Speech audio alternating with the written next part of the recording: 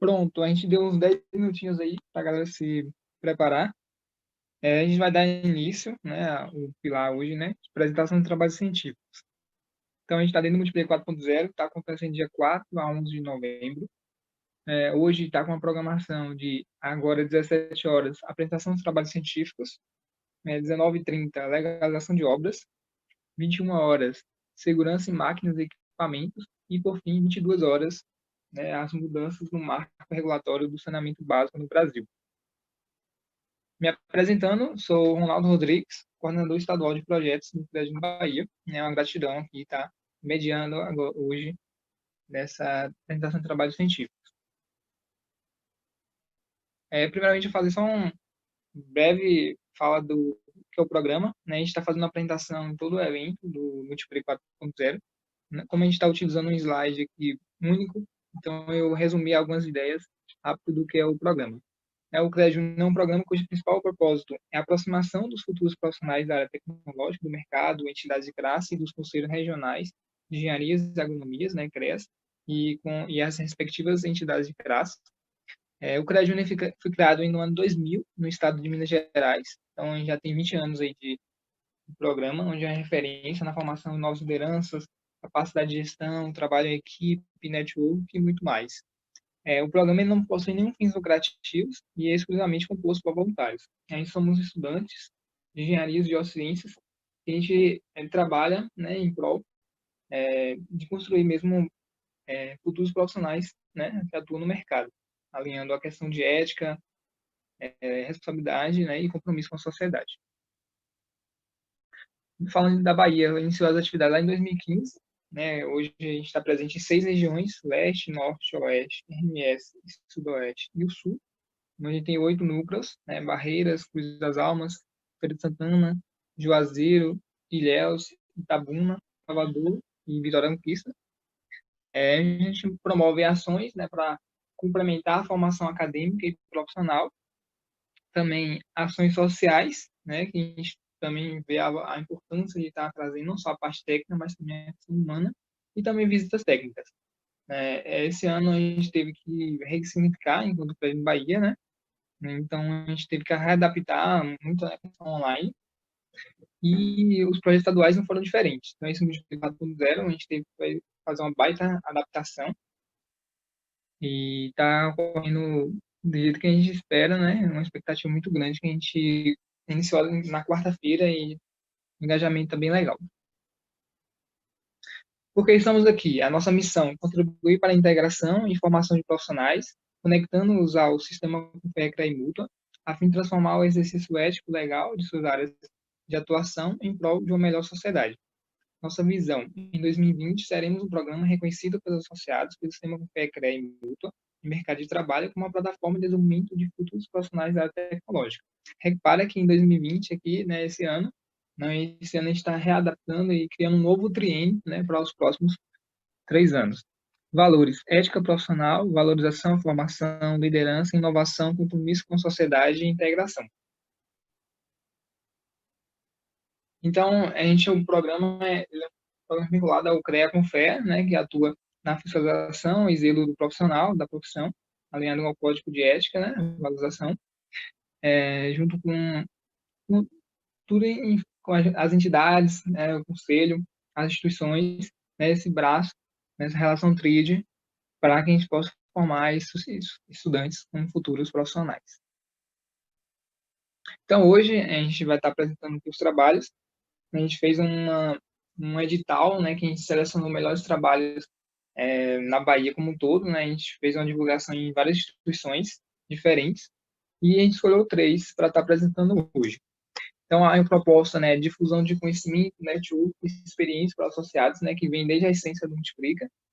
Então, a gente viu a necessidade de estar trazendo esse enfoque nessa era 4.0, na quarta edição. Onde a gente teve 2 pilares, né, o primeiro e o segundo eixo, em quem trabalhou durante o Multiplica, né, até esse momento, até ontem. Então, esses temas foram ligados às engenharias e geociências. Então, cada um vai ter 15 minutos de apresentação, né, mais 5 minutos de dúvidas, caso tenha. E a gente teve dois fatores.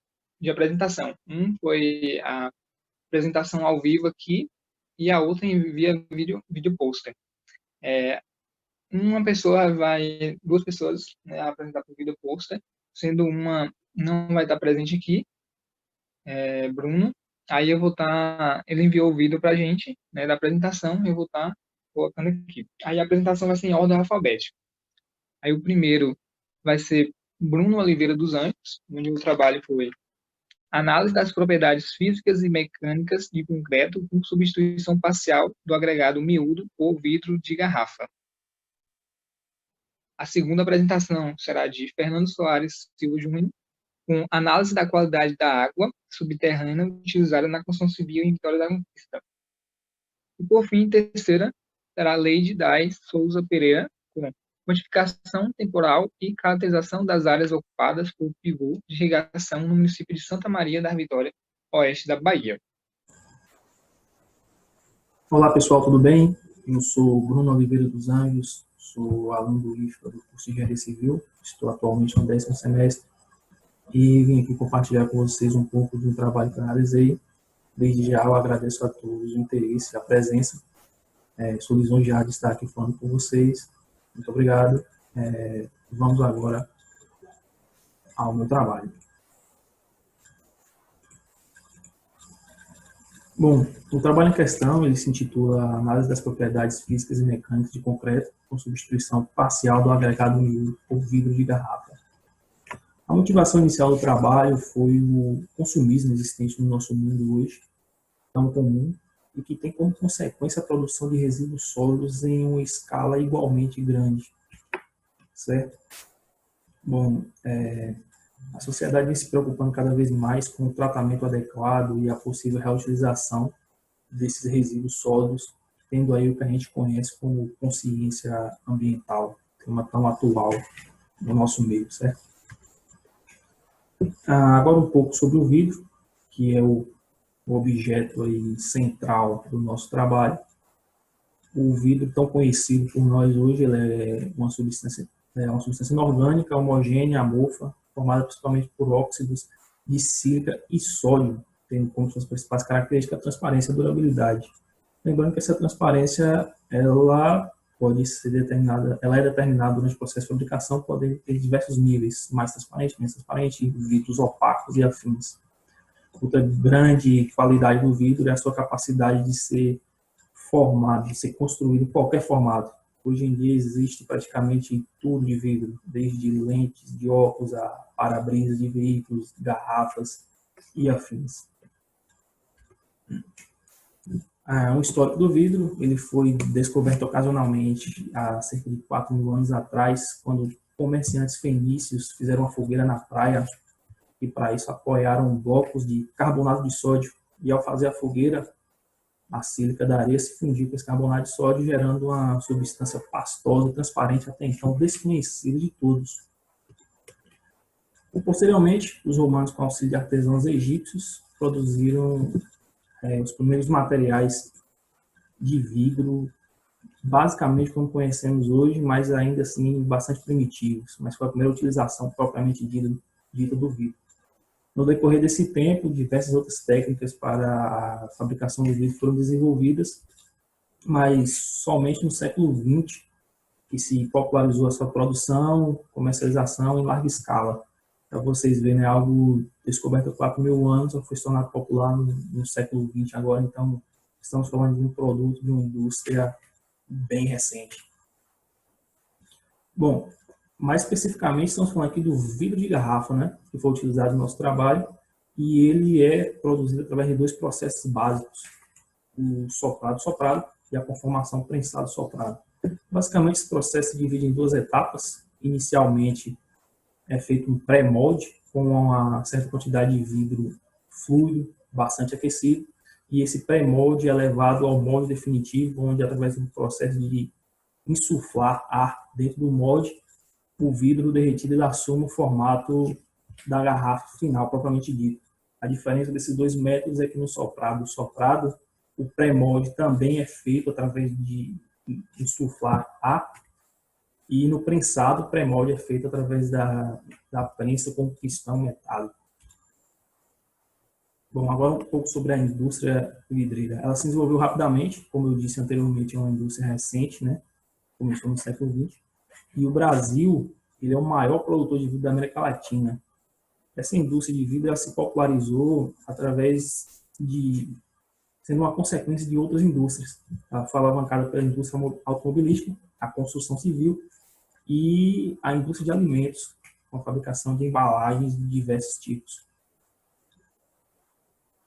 Bom, a indústria vidreira ela sofre com um problema contraditório, quase irônico, por assim dizer, pois apesar de produzir um produto 100% reciclável, 100% reutilizável, podendo ser reciclado infinitas vezes, um processo bastante parecido com o que ocorre com o metal, isso não é uma realidade na indústria vidreira, que consegue reciclar cerca de apenas 40% de todo o vidro produzido.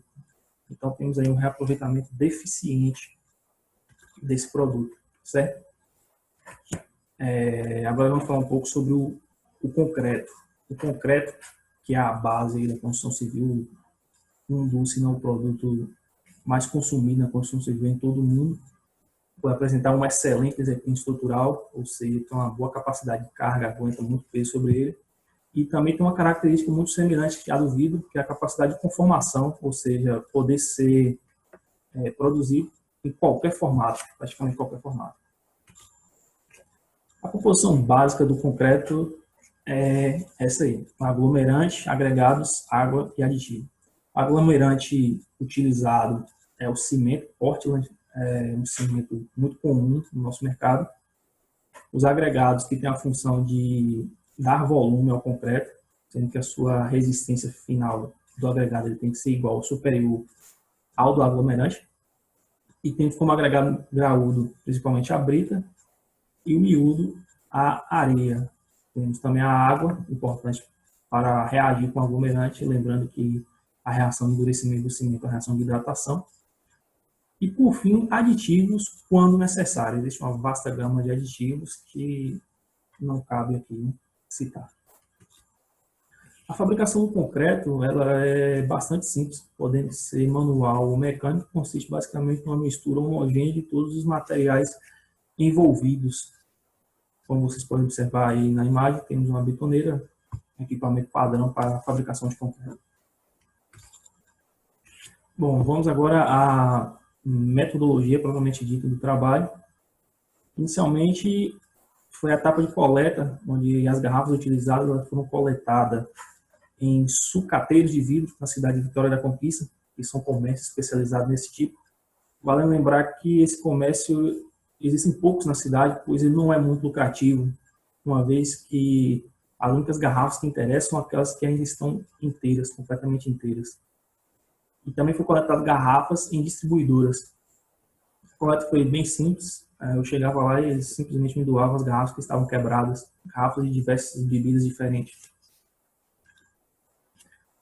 No processo seguinte foi feito aí o preparo, né, desse material para ser utilizado. O primeiro ponto foi a limpeza, pois por se tratar de garrafas, eles apresentavam sujidades, rótulos e coisas do tipo, que tiveram que ser retiradas, lavadas as garrafas. Em seguida foi feita a moagem. A moagem foi feita em um moinho de jarro, onde a garrafa previamente quebrada para caber dentro do jarro, ele é colocado para girar com esferas de alumínio, sendo triturado. Nessa etapa de preparo, o ponto mais importante a ser observado é a composição granulométrica. Uma vez que o vidro utilizado ele vai ser em substituição parcial da areia, seria muito interessante que ele apresentasse uma granulometria muito semelhante à da areia. Então, foi feito inicialmente o ensaio de granulometria da areia e o vidro ele foi peneirado para que todos os seus grãos tivessem diâmetro inferior a 4,8 milímetros, obtendo assim um material realmente parecido com o da areia, para que no desenvolvimento do trabalho não tivesse maiores problemas, certo? Aqui temos a curva granulométrica do vidro obtida e a da areia. Como pode ser observado, não houve grandes diferenças, a não ser pelo fato de que a areia tem uma distribuição melhor dos grãos do que o vidro. O vidro e a areia. Bom, a metodologia de fabricação O concreto foi feito em betoneira pelo processo anteriormente citado e foi feito diversos corpos de prova com teores diferentes de vidro, sendo 0, 2, 5, 10 e 20%, sendo fabricado aí 8 corpos de provas de cada um desses valores, totalizando aí 40 corpos de prova. Aqui temos os moldes já devidamente preenchidos e etiquetados. E, por fim, temos aí o ensaio de rompimento dos corpos de prova feito em uma prensa hidráulica específica para este fim, como pode ser visto aí na primeira imagem. Na segunda imagem do meio temos um detalhe do vidro, do concreto já rompido. Eu acho que a qualidade não é suficiente para ver, mas nessa imagem pode-se observar os pequenos grãos de vidros aí integrados ao concreto. E na última imagem temos o corpo de prova já rompido. Bom, por fim, chegamos aos resultados, né? Essa tabela de resultados, primeiramente, preciso deixar claro algumas informações. Primeiro, como foram 8 corpos de provas para cada porcentagem de vidro, o valor exibido aí é a média aritmética dos corpos de prova. Foram feitos 8 corpos de prova para 3 dias, 8 para 7 dias, 8 para 28 dias, que são o tempo padrão aí para analisar isso. Certo? Pode ser observado também que o traço realizado nesse trabalho ele foi calculado para obter um valor de 30 MPa de resistência aos 28 dias. E o valor de 0%, ou seja, o concreto puro, sem incorporação de vidro, ele é o nosso padrão, o valor que vai ser usado como comparação. Se observarmos a primeira linha da tabela aí, correspondente ao valor de 0%, vemos que o 30 MPa ele não foi alcançado devido a falhas no processo de fabricação ou por qualidade do material mesmo. Descendo para a próxima linha de 2%, pode-se conferir que houve sim um aumento na resistência do concreto, que subiu para 29%. Vale lembrar que eu estou comparando apenas a última coluna dos 28 dias, porque seria o valor mais interessante, onde o concreto já tem praticamente sua resistência final já. 5% novamente um aumento, 5% foi o nosso valor aí ótimo, onde conseguimos um aumento aí de cerca de quase 10% na resistência do concreto, se comparado aí sem a incorporação de vidro. No de 10% há uma queda, mas ainda assim o valor ainda é maior do que sem incorporação de vidro. A partir de 10%, a queda se mostra mais acentuada, onde o valor obtido de 27,6% ele fica abaixo do conseguido com 0% de incorporação, que é 28 MPa. Ou seja, com 20%, o resultado já não é tão interessante. Bom, conclusão do trabalho. Foi comprovada a efetividade da utilização do vidro incorporado no concreto, uma vez que conseguimos aumentar a sua resistência, principalmente com a porcentagem de 5% de vidro, em substituição do agregado miúdo, ou seja, da areia. 10% também se mostrou um valor interessante. E a partir de 10% ocorre essa queda, né, essa diminuição da resistência. A metodologia ela é considerada eficiente, uma vez que os resultados obtidos estão dentro do esperado pela própria literatura.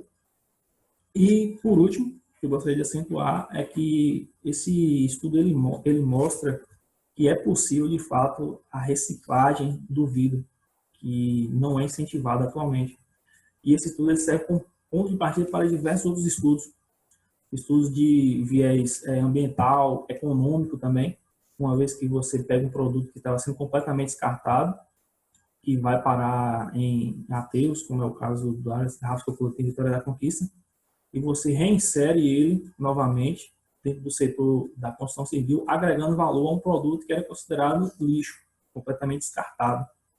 Então, é um trabalho que ainda não está completo e é interessante outras pesquisas, como eu disse anteriormente, certo?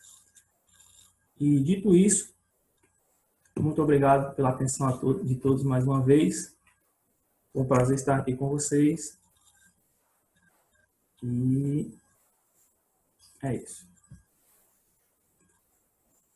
Ok, pronto. Tá. Show. Pode ficar à vontade agora. Boa tarde.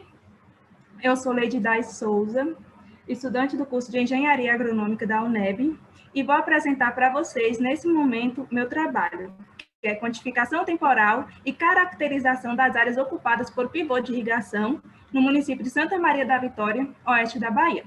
Esse trabalho ele foi desenvolvido por mim, estudante do curso de Engenharia Agronômica da UNEB, por Bianca e Henrique, também estudante do curso de Engenharia Agronômica da UNEB, por Antônia, estudante da Unifaaf, de Engenharia Agronômica da UNEB, e pelo professor Udérico, engenheiro agronômico e atualmente professor da UNEB. Então, nesse momento eu vou fazer uma breve introdução para vocês sobre o meu trabalho. O oeste da Bahia é uma das 7 micro-regiões do estado da Bahia, sendo formado pela união de 24 municípios, entre eles Santa Maria da Vitória, que é popularmente conhecida como Samavi e que faz fronteiras com algumas cidades, como Baianópolis, Correntina, São Félix, entre outros. Atualmente, Santa Maria da Vitória possui 11 pivôs, que são utilizados no período da segunda safra, quando ocorre a maior taxa de ocupação e ocorre a diminuição da chuva. Esse pivô, ele vem com o intuito de garantir que a planta tenha água durante todo o seu ciclo, de forma que ela consiga se desenvolver bem, garantindo produtividade. Aqui nós trazemos para vocês um mapa de localização do município de Santa Maria da Vitória. Então, o objetivo do nosso trabalho foi quantificar os pivôs centrais no município de Santa Maria da Vitória e caracterizar suas áreas através das ferramentas do geoprocessamento. Ou seja, nós buscamos verificar se houve um aumento, dessa tecnologia nesse município e quais são as características dos solos onde esses pivôs estavam implantados. Eu vou falar agora para vocês a metodologia. O trabalho teve como área de estudo o município de Santa Maria da Vitória, situado no estado da Bahia, Brasil. Para a realização desse trabalho, foram utilizadas as imagens orbitais Landsat 5 e 8 para um período de 20 anos. As imagens foram adquiridas através do download do catálogo de imagens do Instituto Nacional de Pesquisa Espacial e imagens do SRTM, disponibilizada pelo Embrapa Solos. Em seguida, foram utilizada a composição da imagem no sistema QGIS, adicionada à câmera SH para identificar a divisão dos municípios e efetuar o recorte de Santa Maria da Vitória. Posteriormente, realizada a localização dos pivôs nas imagens que foram aplicadas às composições R3, G2, B1 para Landsat 5 e R4, G3, B2 para Landsat 8. Por fim, foram gerados mapas temporais das áreas com pivôs centrais e os mapas de caracterização dessa área, que foram mapa ipisométrico, mapa de curva de nível, mapa de classes de solo, mapa de aptidão e mapa de potencial do solo, para a gente saber as características desses solos. Agora eu vou apresentar para vocês o resultado. Como vocês podem ver, eu trago aqui 2 imagens, que vai mostrar a quantificação de pivôs em Santa Maria da Vitória no período de 10 anos. Em 1999, Santa Maria da Vitória possuía 7 pivôs. E em 2019, Santa Maria da Vitória possuía 11, como é mostrado na imagem ao lado, na imagem à direita. Bom, o que a gente pode analisar e observar através dessas 2 imagens?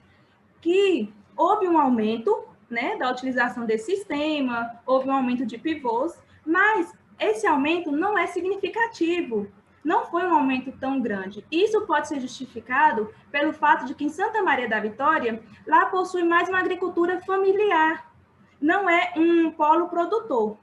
Isso seria uma das justificativas desse pequeno aumento. Aqui, eu já venho trazendo para vocês o mapa de ipisometria do município de Santa Maria da Vitória.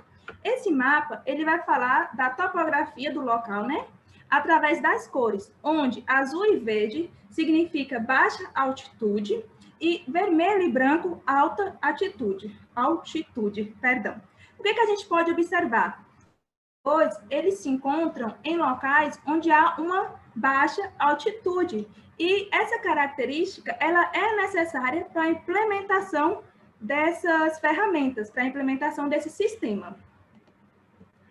Nós aqui mostramos para vocês o mapa de curva de nível. Esse mapa, ele é feito através do mapa anterior que eu mostrei, e ele vai mostrar o relevo da região através de linhas imaginárias. Quando é numa superfície, ele pode descrever, né, ou mostrar a declividade e o desnível. O que a gente observa? Que os pivôs se encontram em locais onde há uma baixa declividade e baixo desnível, o que é necessário para a implementação desse sistema, dessas ferramentas. Aqui nós trazemos para vocês a classe de solo das áreas onde os pivôs se encontram. O que a gente pode observar? Que esses pivôs se encontram em duas classes de solo. As áreas possuem duas classes de solo, que são as de solo vermelho-amarelo eutrófico, que são solos que possuem uma fertilidade natural boa, e solos latossolo vermelho-amarelo, que são solos que possuem profundidade boa também e que há uma drenagem muito boa. Ou seja, essas duas características, que são os solos, que estão presentes no solo, ele torna esse lugar agricultável. Então, é uma das justificativas também da implementação desse sistema nesse local e de agricultar essas áreas. Aqui nós já trazemos para vocês o mapa de aptidão das áreas de pivô. O que esse mapa representa? Ele vai falar sobre as fertilidades naturais do solo, vai falar também sobre a questão de erosão, entre outros. O que a gente pode observar? Que os pivôs se encontram, né, com aptidão de média a alta e também média alta e também baixa. E aqui nós trazemos para vocês o mapa de potencial das áreas de pivô no município de Santa Maria da Vitória, onde a gente pode observar que os pivôs se encontram em locais com potencial baixo e médio, mas não se encontra em locais com alto potencial. Bom, o que a gente concluiu com esse trabalho? Que através da realização da quantificação dos pivôs obtidos por imagem satélite, como também dos dados da caracterização da área, pode-se concluir que houve um incremento da tecnificação agrícola da área agricultável no município, e as áreas utilizadas para esse fim são propícias a serem agricultáveis. Ou seja, houve um aumento, né, dessa técnica, e essas áreas são propícias para serem agricultáveis, são propícias para a implantação das culturas. Aqui nós mostramos as referências que utilizamos nesse trabalho, e é isso, pessoal. Obrigada. Ótimo, Leide. Primeiro, parabenizar aí pela apresentação. Dúvidas da galera aí, pode colocar no chat, que a gente vai estar colocando para vocês. Aí já vou chamar Fernando Júnior para fazer a apresentação do trabalho dele. Nando, já está aí? Opa, irmão, tô sim. Estão me ouvindo? Tô, tá show. Aí você já pode compartilhar a tela e já iniciar aí.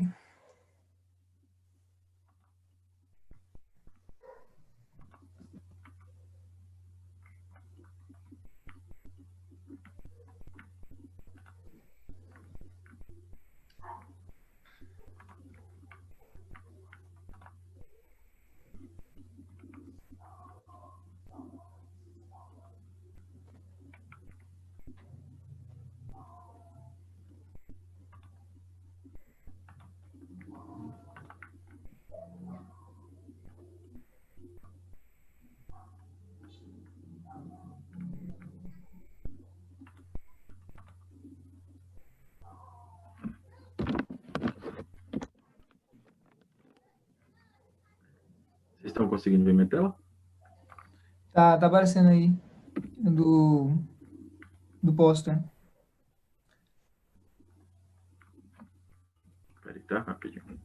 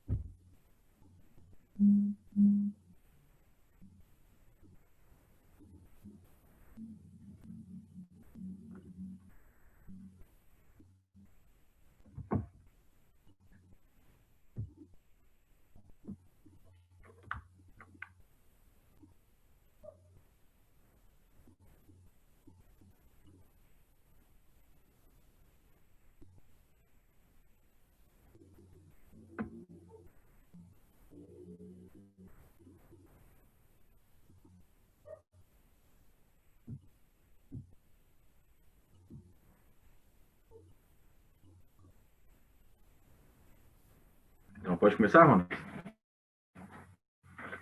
Pode sim, Nando, fica à vontade aí. Massa. Boa tarde, pessoal, boa tarde. Sou o Fernando. Primeiro eu queria agradecer pela aprovação do trabalho e dizer que foi um trabalho bem bacana assim, que a gente fez aqui, mas, enfim. Meu nome é Fernando, sou estudante de Engenharia Ambiental do IFBA, e o meu projeto tem como tema análise da qualidade da água subterrânea utilizada na construção civil em Vitória da Conquista. Eu tive como parceira minha amiga e também graduanda em Engenharia Ambiental, Roberta Rodrigues de Albuquerque, e nossos orientadores e professores são Carlos Hamilton Silva Santos e Orleane de Souza Brito. Então, assim, a concepção desse trabalho, e ele está muito linkado também à questão da construção civil, foi a gente aliar os dois cenários que a gente tinha, né, os dois cursos de engenharia civil e de engenharia ambiental. Não tinha ninguém de engenharia civil, obviamente, mas isso também não era tão relativo em si na construção do trabalho. Quando a gente estava reunido e discutindo sobre o que a gente queria fazer, a gente analisou o cenário de nossa cidade, né? Então, Vitória da Conquista é uma cidade com um pouco mais de 370 mil habitantes. Nós estamos aqui no sudoeste da Bahia. Nós não temos rio e água proveniente da própria cidade. Todo o reservatório, a cidade é abastecida com água de uma cidade vizinha. Então, a gente tem alguns problemas aí na época de seca, porque, de fato, falta água, e a gente entra em racionamento e acontece alguns problemas. E aí a gente percebeu que, comparando isso, a cidade está crescendo muito nos últimos anos em relação à construção civil. Aqui, absurdamente cresceu em relação a condomínio, construção de casas próprias também, de pessoas físicas. E a gente começou a se questionar se isso estava afetando a questão de abastecimento da água ou não, e como esse pessoal estava comportando em relação a isso. Então, foi que a gente viu que a galera fazia poços no local de construção, né, poço artesiano, para que não atrasasse a obra em relação a algum problema de abastecimento da embasa ou da própria água do reservatório dessa cidade vizinha. Então, a gente foi buscar a norma, que é a norma da ABNT, a norma 15.900 de 2019, que ela fala sobre a análise da água, né, as condições dessa água subterrânea para utilizar aí na construção civil. Então, esse foi todo o nosso pensamento aí para chegar em conclusão do que a gente vai fazer o projeto. E, por fim, a gente vai analisar a água subterrânea e dizer no projeto se essa água estaria apta ou não para o consumo da construção civil, né? Então, de método, a gente realizou a visita às obras, obviamente, a fim de analisar as condições ali, né? A gente foi em 10 obras, a gente conseguiu ter o aval de 10 obras aí, dentre elas construtoras, né, sejam maiores, ou também obras menores. Um detalhe que a gente teve também muita repulsa na hora de aceitar, né, por parte dos donos, porque eles ficaram preocupados, justamente porque nenhum desses locais, nenhum dos 10 locais, fazia análise dessa água, conforme a norma especifica. E pior, nenhum desses locais também tinha uma ortoga. A ortoga, para quem não sabe, é um documento que permite ter o poço no local, né? Então, essa outorga, ela é dada pela Secretaria Estadual de Meio Ambiente, não é na cidade, é no estado, e aí a gente percebeu que também, além do fato de não ser analisada, eles estavam com uma forma ilegal. Eles não estavam legais em relação à utilização do poço. 100% dos poços que a gente foi estavam ilegais. E aí, depois que a gente foi nas obras, a fim de mapear os locais que a gente poderia coletar água, nós fomos para a norma, porque assim, a norma da BNT, ela gere tudo, né? Ela rege tudo, desde os conceitos básicos até como coletar as amostras, até a avaliação preliminar e todo tipo. Então, assim, foi muito tranquila a relação das análises, porque a norma explica tudo, como fazer, né? Então, isso foi de boa. A gente saiu para coletar as amostras, nós fizemos 4 coletas por ponto, então a gente tínhamos 10 pontos, tínhamos 40 amostras aí. Obviamente, uma delas era descartadas, né, o cálculo que a gente fazia de medida estatística. E também a gente preveu essas 4 amostras, conforme a norma, para ter algum ensaio de repetição futuramente, alguma prova do tipo. A norma, pessoal, essa norma da BNT, ela é constituída por 11 partes, né? A primeira parte dela fala dos requisitos, os requisitos básicos, aí vai falar sobre nomenclatura. O segundo, ele fala sobre a coleta, né? Que foi o que a gente fez. A gente utilizou uma garrafa de polietileno de 3 litros, aquelas de iogurte mesmo, tá? Aquelas que parecem de iogurte. A gente comprou e a gente esterilizou, obviamente, no laboratório, com álcool 70, do jeito que a norma especifica. Além disso, a gente utilizou também a garrafa de Von Dorn. Essa garrafa que a gente está utilizando aí na foto, tá? Ela é uma garrafa que não permite contato nenhum com a água. A gente também utilizou luvas, obviamente, para evitar contaminação e qualquer interferência dessas amostras. E aí essa garrafa, quando ela é jogada no local que a gente vai coletar água, ela fecha automaticamente quando ela adquire 5 litros de água. Então, se vocês perceberem ali, aquela parte preta é a parte onde ela fecha, a água entra na garrafa, pelo peso, pela quantidade, ela automaticamente fecha. A gente traz a garrafa e abre um espaçozinho que ela tem, ou seja, garante que a gente não tem acesso nenhum, garante que a gente também não contamine nada. Durante o processo, a gente poderia usar baldes também, mas para a gente ter um resultado um resultado melhor, né, um resultado que garantia a idoneidade das amostras, a gente procurou essa garrafa, conseguiu emprestada e utilizou em todas elas, tá? E no caso, a gente completou aí a coleta, né, que é a parte 2 das amostras. Obviamente, ela tinha que ser transportada em isopor para manter a temperatura natural da água. Então, a gente teve todo um cuidado aí para não interferir em nada no que referia à pesquisa. A parte 3 é a avaliação preliminar, é uma avaliação básica da água, né? Então, ela vai abranger ali cor, odor, óleo e gordura, detergente e o pH da água. Na parte 4, e aí a gente vai falar até o final, da 4 a 11, aí o que são essas análises? São análises químicas. Então, a gente tem análise do zinco, análise de chumbo, análise de cloreto, análise de sulfato, análise de fosfato, análise de alcalis e análise de açúcar, todos solúveis na água. Então, só quero deixar um ressalvo que da parte 4 até a parte 11, a gente não fez o projeto, a gente só foi até a parte 3. A ideia era terminar toda a norma, porém, por questões de custo, de valores, a gente não conseguiu. A gente não conseguiu uma verba para fazer essas análises. Essas análises não são feitas aqui, são análises químicas que geralmente são realizadas em laboratórios do Rio, Minas e São Paulo. Nós chegamos a, inclusive, fazer orçamentos e tal, mas ficou muito caro, a gente não tinha nem como custear por conta própria, e a gente limitou o trabalho a ter a terceira parte da norma, que é a avaliação preliminar. E aí, quando a gente foi para o laboratório, né, quando a gente já fez essa parada de pesquisa, já fez a coleta, e a gente foi para o laboratório analisar a parte 3, que são os parâmetros preliminares, de avaliação preliminar, a gente observou o seguinte, eu vou aumentar esse quadro aqui para vocês verificarem, é um quadro resumido. Aí vocês podem ver os pontos que a gente colocou de 1 a 10, né, os pontos coletados, a gente numerou cada um de 1 a 10, e dentro dos quadros, essa numeração equivale às amostras que estão em inconformidade, tá?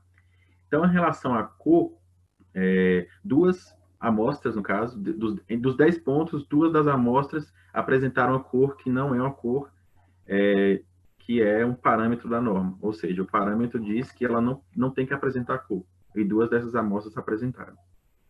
Em relação ao odor, o cheiro da água, também o parâmetro da norma é para não apresentar nada, e já mais algumas dessas amostras apresentaram odor, né, dos pontos se a gente for parar para analisar aqui, o ponto 9, ele teve 75% das amostras com odor, né? Então, isso já tem um indício bastante interessante aí.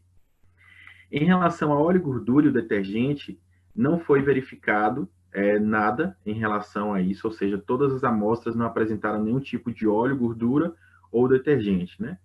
Isso porque também a gente analisou por ser uma água subterrânea, e a gente sabe que o óleo e o detergente que ficam muito na superfície, a própria queda da água, a precipitação da água, ela faz uma filtragem. Então é muito difícil assim apresentar um óleo, gordura e detergente nessas águas assim. Caso apresentassem, a gente poderia ter um indício de vazamento de óleo, ou então ser uma zona próxima a algum tipo de fábrica que utiliza esse tipo de processo, ou tipo de também posto de gasolina, algum vazamento. Então, seria interessante também para detectar esses outros fatores. Por fim, um último parâmetro dessa avaliação preliminar foi o pH. Desses aí foi o que a gente verificou que havia mais alteração. Pela norma, um pH legal aí para essa água seria de 5,8 a 8, né? Então, vocês podem perceber que dos 10 pontos, somente 2 estavam conforme a norma especifica. Todos os demais tinham pH alterado. Assim, quando a gente termina essa análise, a gente pode verificar aí que muitas dessas amostras estão em conformidade. A gente não pode fechar um diagnóstico em dizer se essa água ela pode ser utilizada ou não na construção civil, porque, obviamente, não foram feitas todas as demais análises. Claro que, a partir do momento que a gente tem amostras que não estão em conformidade, a gente já entende que essa água aí, pela avaliação preliminar, não é tão suscetível à utilização na construção civil. Um detalhe importante, eu vou pegar para o pH, já que a gente teve tanta divergência assim, é que um pH abaixo ou acima dos valores de parâmetros são agressivos, né? Eles têm um índice de acidez e ele pode causar corrosão e tubulação, entre outros materiais, etc. e tal. Então, existe aí essa possibilidade de algumas obras apresentarem patologias em Vitória da Conquista, dessas que a gente pesquisou, apenas por a gente observar a análise na avaliação preliminar. Então, obviamente, se a gente fosse lá fazer uma avaliação química, a gente ia encontrar uma outra variação aí de pH e ter mais sucesso na objetividade. Então, esse trabalho é um trabalho muito interessante porque ele possibilitou a gente abrir alguns horizontes, né? Não só para analisar a água, mas também para entender como a construção civil se porta nas questões de legalidade ou nas questões de conhecimento. Todo mundo não conhecia, não sabia que essa água deveria ser analisada. E quando a gente fala disso, eu tenho um pensamento que é uma falta técnica grande, porque ali, na maioria, são de construtoras que têm engenheiros, têm profissionais que deveriam estar atentos a isso. Uma outra coisa observada é que a patologia na construção civil, ela às vezes, acontece de ser até mais cara do que a própria construção, porque você não tem tanto profissional capacitado, e para você reverter um quadro de patologia é complicado a depender dele, né? Então, é um outro fator muito importante para ter para se questionar e fazer análise dessa água previamente. Um outro ponto também que a gente tirou disso foi que, logo depois que a obra era concluída, a água é utilizada ainda no condomínio ou na casa. E aí a gente percebeu também, poxa, a água é utilizada na construção sem análise nenhuma, e depois o pessoal vai utilizar para consumo humano, que aí também necessita de outras análises, de outras situações que podem ocorrer até questões de saúde pública. Então, se essa água aí está com alguma alteração de coliforme fecal, de algum outro tipo, ela vai gerar alguma doença naquela população e vai ativar o sistema de saúde pública aí, fazendo rolar um certo caos. E também, um outro fator é a abertura de mercado para nós profissionais. Aqui na cidade não tem ninguém que faça isso, então se a gente fez, é uma possibilidade da gente trabalhar isso no futuro, quando a gente formar, de também oferecer essa gestão, essa coleta, essa análise da água, para que o empreendimento tenha uma maior segurança. Então, foi muito legal o trabalho. Obviamente, a gente ficou triste porque não conseguiu fazer toda a norma, mas, é claro, tinha questões financeiras, mas, querendo ou não, a gente saiu com diversos 4 viés aí de estudo que a gente pode fazer em relação a esse trabalho. Aqui são algumas referências utilizadas, obviamente da ABNT, a maioria delas, né, e algumas aqui sobre parâmetros da cidade e tudo mais. E é isso.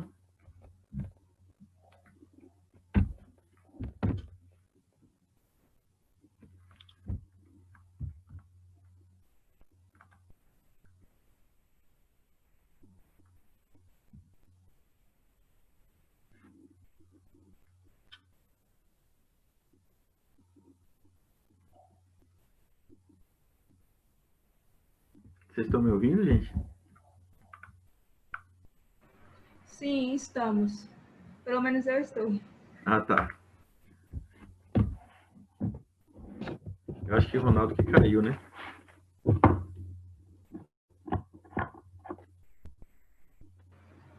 Deve ter sido.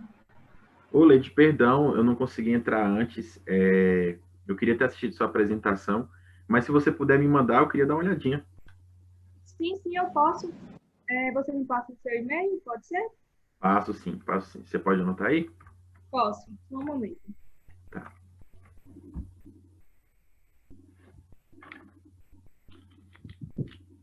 Pode falar. Fernando Júnior.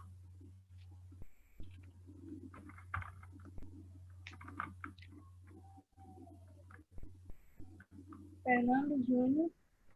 .eng, ENG de engenharia, né? Mas até o G.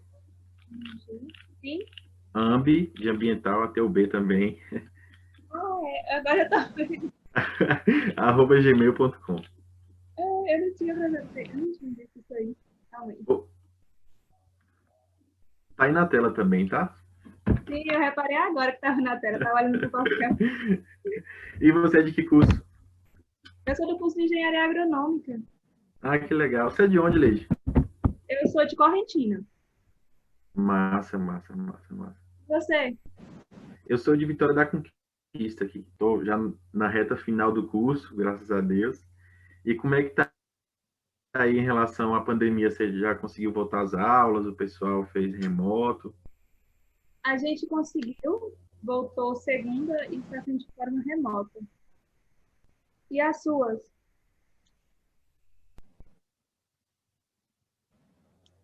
Desde a da gente está uma confusão ainda, né? Porque não conseguiu fazer toda a estrutura para ter aula remota.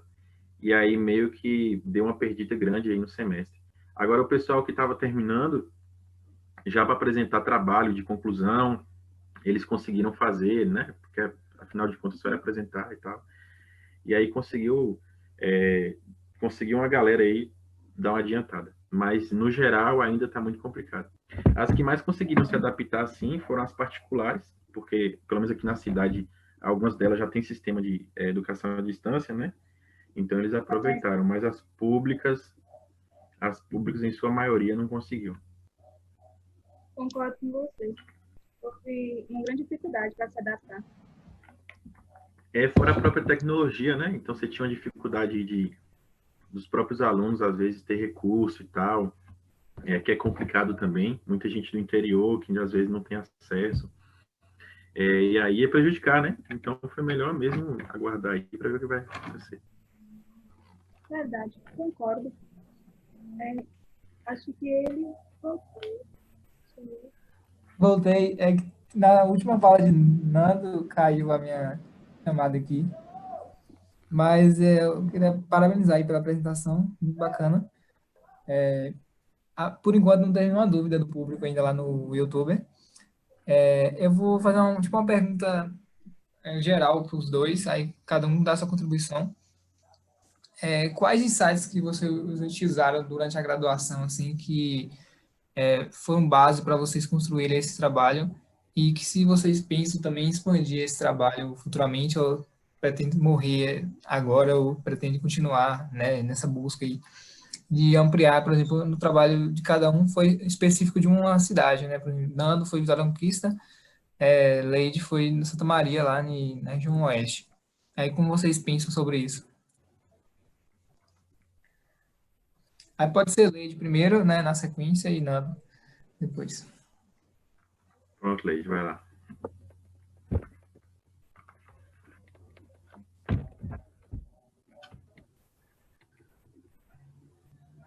Se Leide estiver falando, tá com o microfone mutado.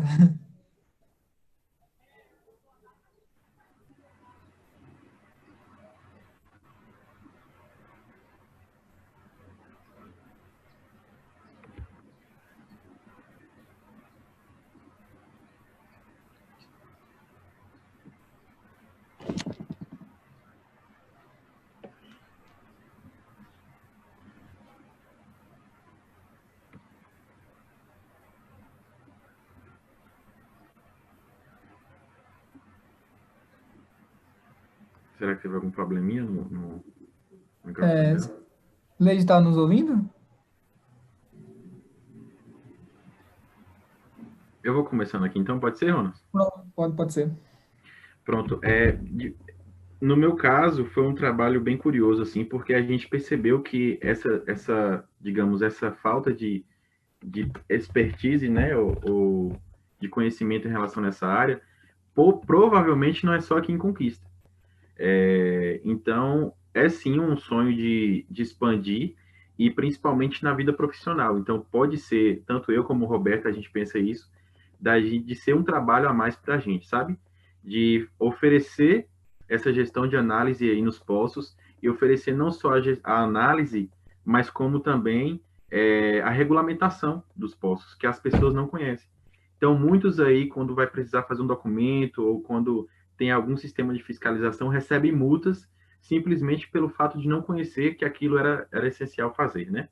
Então, a gente pretende expandir, sim, é uma parte que a gente quer trabalhar no nosso trabalho mesmo, nossa vida profissional, e expandir de uma forma de todos os âmbitos, né? Não só aplicado à construção civil, mas análise dessa água subterrânea também para utilização, o consumo humano, e seja a partir de outras coisas.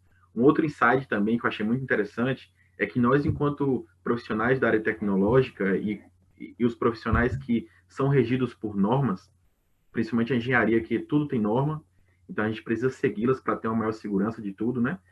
Eu vi que a gente pode trabalhar muito dando uma lida nessas normas e fazendo com que elas, Ronas, façam algum insight de trabalho que a gente pode fazer. Então, tem várias normas aí voltadas à engenharia que a galera não se atenta e que é um campo de trabalho de profissionais engenheiros. Então, esse foi um dos insights mais importantes que eu tive, assim, de perspectiva, né? De visão de mundo e de trabalhar também num projeto de iniciação científica que desse a oportunidade de sair um pouco da faculdade, de entender um pouco o mercado, minha cidade, e como eu posso contribuir enquanto estudante profissional para crescer também essas áreas aí da minha cidade. Show.